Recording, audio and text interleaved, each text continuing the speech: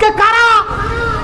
ওরা কারা যারা আল্লাহর ঘর মসজিদে বসে হুসাইন রাদিয়াল্লাহু আনহুর প্রাণের দুশমন ইয়াজিদের প্রশংসা করে? হাসান আর হুসাইন দুইজন জান্নাতের যুবকদের সর্দার। নবীজি বললেন, আল হাসান ওয়াল হুসাইন সাইয়্যিদা শাবাবি আহলিল জান্নাহ। আল্লাহর নবী বললেন, আমার হাসান আর হুসাইন জান্নাতের যুবকদের সর্দার। তারা জান্নাতের যুবকদের সর্দার হলেন। এটাকে আমরা নির্বাচন করেছি না, আল্লাহ নির্বাচন করেছেন। আল্লাহ নির্বাচন করেছেন। ইমাম হুসাইন কারবালায় শহীদ হয়েছেন। আপনি যে রাজনীতির হন, যে বংশের হন, যে মতের হন, যে রাজনীতির বিশ্বাসী হন, আপনি যে এলাকার হন, যেই মতের আলেম হন না কেন, ইমাম হাসান হুসাইন আমাদের সবার জান্নাতের যুবকদের সর্দার।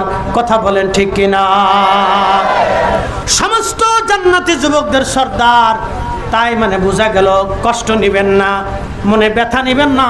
হুসাইন রাদিয়াল্লাহু আনহু আমাদের সবার। উনি সমস্ত যুবকদের নেতা। শুধু যুবকদের নেতা না, ওই জান্নাতের যুবকদের নেতা। যেই জান্নাতের একটা চাবুক এক পাশে রাখবেন, সারা পৃথিবী আর এক পাশে রাখবেন। একটা জান্নাতের চাবুক পরিমাণ যে পরিমাণ সম্পদ জান্নাতে আছে, এই সম্পদের সমান তামাম পৃথিবী বিক্রি করলে হবে না। সেই 8টা জান্নাতের যুবকদের সর্দার ইমাম হাসান হুসাইন, তাদের মহব্বত করে আজকে যারা মাহফিল সাজাইলেন, আল্লাহর কসম করে বলি, তারা দুনিয়ার কোনো মহা জান্নাতের বাগান সাজান নাই। তারা একমাত্র হাসান হুসাইনকে ভালোবেসে বাগান সাজিয়েছেন। তার মানে বোঝা গেল, নবী বলেছেন, আল মারু মা মান আহাব্বা। তুমি যাকে ভালোবাসো, কিয়ামতের মাঠে তার সাথে তোমার হাসর নাসর হবে। আজকে আমরা যারা হুসাইনকে ভালোবাসি, মেহশরের মাঠে ইমাম হুসাইনের সাথে আমাদের হাসর নাসর হয়ে যাবে। কথা বলেন ঠিক কিনা? এখন আপনার কাছে প্রশ্ন, বেজার হবেন না, আমি কাউকে কষ্ট দেওয়ার জন্য বলতেছি না। যে বা যারা, যে বা যে দলের লোক, যে বা যে কওমের লোক, যে বা যে মাদ্রাসার লোক, যে বা যে দরবারের লোক, যে বা যে রাজনীতির লোক হোক, সে যেই পার্সনই হোক, কেউ যদি ইমাম হাসান হুসাইনের দুশমন ইয়াজিদের প্রশংসা আল্লাহর ঘর মসজিদে করে, মুসলমান হিসেবে আমরা মানব না? ও আওয়াজ হয়েছে না, জোরে বলতে হবে, মানব। আরে যে মানবেন না, এটাই হকের স্লোগান। বাতিলের বিরুদ্ধে হকের স্লোগান, এটাও একটা জিহাদ, ঠিক কিনা?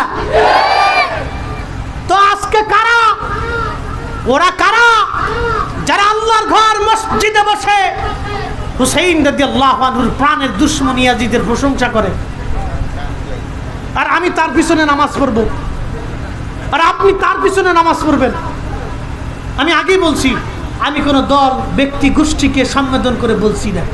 আমি তাকে বলছি যে বলবে, আল্লাহর কসম, যদি ওই মসজিদের মুসল্লি হন, সাথে সাথে আপনাকে প্রতিবাদ করা আপনার জন্য ফরজ। কথা বলেন ঠিক কিনা? অবশ্যই প্রতিবাদ করতে হবে।